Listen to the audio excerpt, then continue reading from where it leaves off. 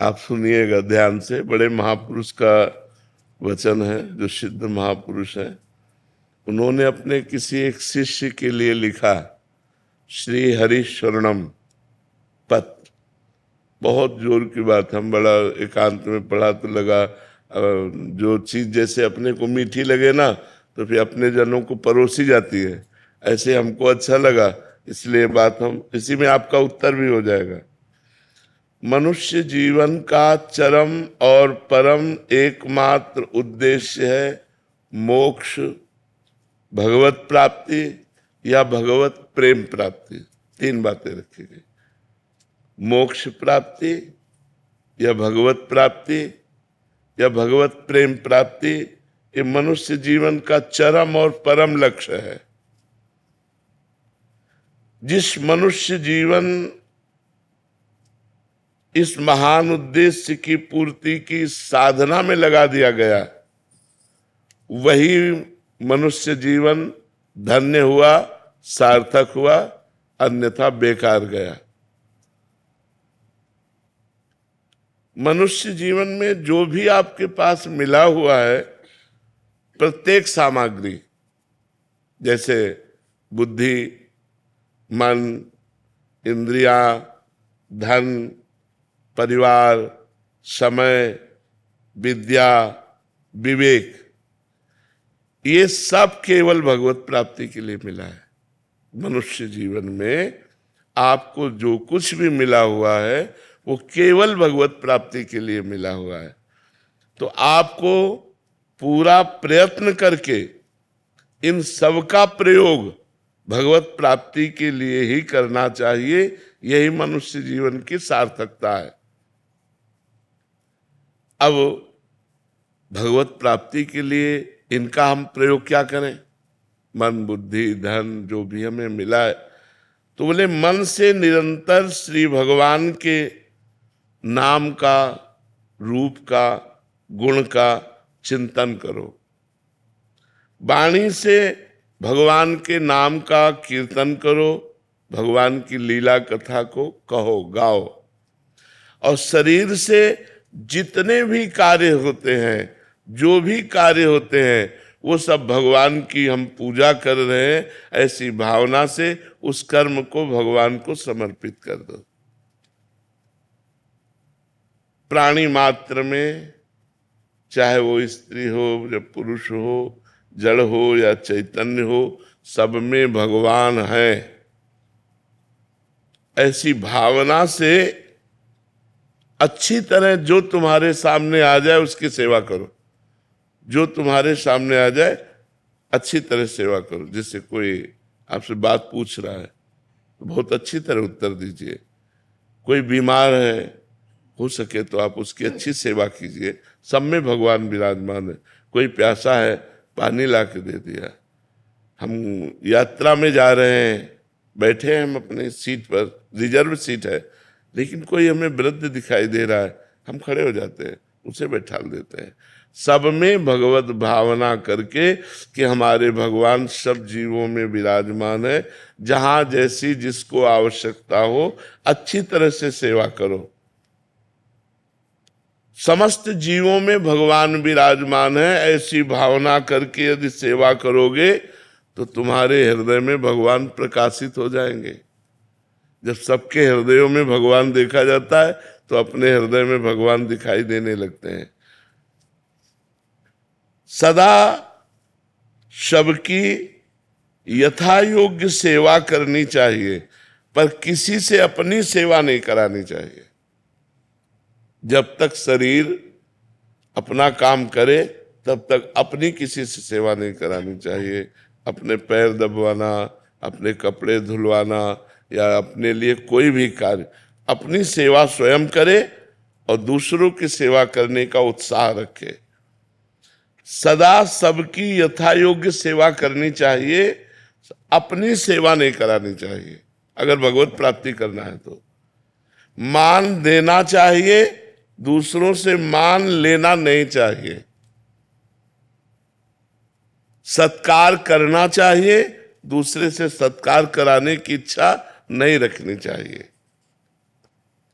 अपने लिए जो कुछ प्राप्त हुआ है उसमें से दूसरों के लिए, जैसे अपने को 100 रुपया प्राप्त हुए, धर्म से प्राप्त हुए, तो हम 90 रुपया अपने परिवार और अपने लिए खर्च, 10 रुपया हम कहीं गौ सेवा, संत सेवा, बीमारों की किसी की सेवा में लगा दे। दूसरों को उदारता पूर्वक अपनी वस्तु का प्रयोग कराना चाहिए। उदारता पूर्वक अपने पास 4 रोटी है, 1 रोटी ली, चिड़िया, गाय, कुत्ता किसी को दे दिया, ये रोज का नियम रखना चाहिए। अपने पास जो कुछ है सब भगवान का है, ये जान करके भगवान ही मेरे सामने इस रूप में आए हैं और उनकी ही दी वस्तु उनको हम दे रहे हैं, इसमें मेरा कोई कहीं भी किंचन मात्र अभिमान जागृत नहीं होना चाहिए कि मैंने किसी को वस्तु दी। भगवान की दी हुई वस्तु भगवान को ही दे। तो दीयम वस्तु गोविंदम तो तुभ्यमेव समर्पय। बहुत सुंदर बात है, अध्यात्म की है।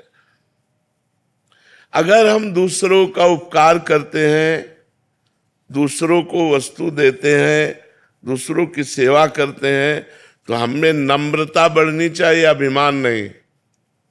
नम्रता बढ़नी चाहिए, अभिमान नहीं। हमने उनको ये दिया, हमने वो सेवा की, हमने इतने बीमारों की सेवा, एक तरह का अहम पुष्ट हो जाता है इसमें भी। तो कह रहे अभिमान नहीं आना चाहिए, नम्रता आनी चाहिए और हर समय प्रसन्नता बढ़नी चाहिए कि हमारा जीवन भगवान की तरफ जा रहा है। किसी को कोई वस्तु देकर उसके बदले में लेने की कोई कामना नहीं होनी चाहिए, कुछ भी नहीं। आपकी वस्तु थी, आपको दे दिया हमें, हे भगवान तो दियम वस्तु गोविंदम तो तुभ्यमेव समर्पय। कुछ बदले में लेने की चाह नहीं होनी चाहिए। अपने लोगों की चाह होती है, इतनी तो होती है कि वो मुस्कुरा के हमको धन्यवाद कहे। संसार के भोगों में सुख है, ये बात धीरे धीरे मिटा दो। अगर भगवत प्रेम प्राप्त करना है, मोक्ष प्राप्त करना है या भगवत प्राप्ति करना है, ये धारणा जब तक नहीं मिटेगी तब तक संसार के भोग हमें आकर्षित करेंगे और वो क्रियाएं बनेंगी जिससे भगवत विमुक्ता रहेगी, न भगवत प्राप्ति होगी न मोक्ष। इसलिए संसार में सुख है, ये धीरे धीरे धारणा हटाओ। भगवान के नाम में सुख है, भगवान की लीला में सुख है, भगवान के गुणों में सुख है, भगवान के धाम में सुख है, ऐसी भावना करो। ये संसार दुखालय भगवान ने कहा है, इसमें सुखों की लेबिल लगा के दुख बिकता है। लगता है सुख है लेकिन होता दुख है। असुखम दुखालयम दुख योनयः, ये शब्द संसार के लिए कहे गए। असुखम, इसमें सुख नहीं है। दुखालयम, ये दुख का आलय है। दुख योनया, इसमें जो भी भोग भोगोगे परिणाम में दुख ही प्राप्त होगा। इस विचार से भगवान में सुख है, ये अंदर भावना बैठा लो, तभी भजन बनेगा। नहीं तो जिसका सुख बुद्धि संसार में होती है तो वही मन जाता, वही चिंतन जाता, भजन नहीं बनता। दूसरों के अधिकार को मत छीनो, दूसरों के कर्तव्य की रक्षा करो और अपने कर्तव्य का पालन करो। इंद्रियां बहिर्मुख मत रखो, अंतर्मुख रखो। सावधानी पूर्वक निरंतर भगवान का नाम जप करो। मन में प्रमाद मत लाओ, नाम जप करो। सदा उसको जबरदस्ती भगवत चिंतन में लगाए रखो मन को। मन के द्वारा जिसका भगवान नाम जप होता है, शरीर के द्वारा जिसकी भगवत सेवा होती है, वो निश्चित भगवत प्राप्त हो जाता है। आसक्ति, कामना, ममता और अहंकार, इसी से पाप और दुख बनते हैं। किसी भोग में आसक्ति, किसी व्यक्ति में आसक्ति, कोई भोग की कामना, किसी पद की कामना, धन की कामना, परिवार की ममता, शरीर का अहंकार, विद्या का अहंकार, धन का अहंकार, इन्हीं से पाप बनते हैं। अतएव बहुत सावधानी पूर्वक संसार की आसक्ति, कामना, ममता और अहंकार का भगवान नाम जप और सत्संग के द्वारा इनका नाश कर दो। इनका नाश करने की साधना करनी चाहिए। हमारी कामना नष्ट हो जाए, हमारा अहंकार नष्ट हो जाए, हमारी ममता नष्ट हो जाए, हमारी आसक्ति नष्ट हो जाए, ये सब कुछ नष्ट हो जाएगा भगवान के नाम जप से।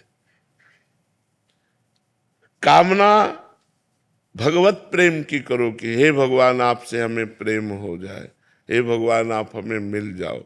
ममता केवल भगवान के चरणों में करो।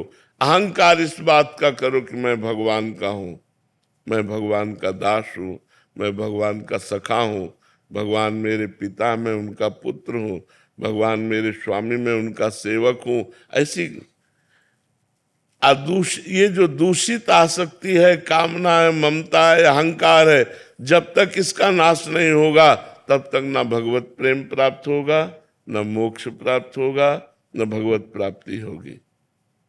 धन, पद, स्वास्थ्य, ऊंची जाति में जन्म लेना, विद्या लेना, विद्वान होना, ये सब अहंकार पैदा करते हैं। जिनमें अहंकार न हो और अपने को सबसे छोटा समझे, ये होने पर भी वो भगवत प्राप्त हो जाएगा।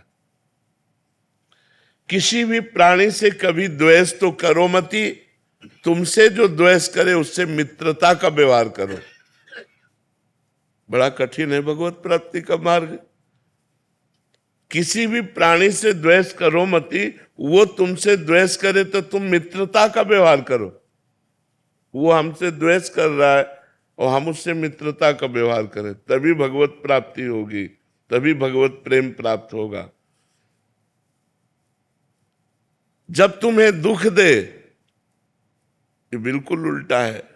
जब तुम्हें कोई दुख दे तो करुणा में भगवान का मंगल विधान समझो, हमारे पाप नष्ट हो रहे हैं। और बन जाए तो उसको सुख देने की चेष्टा करो जो तुम्हें दुख दे रहा है। करत जे अनसहन निंदक तीनों पे अनुग्रह कियो।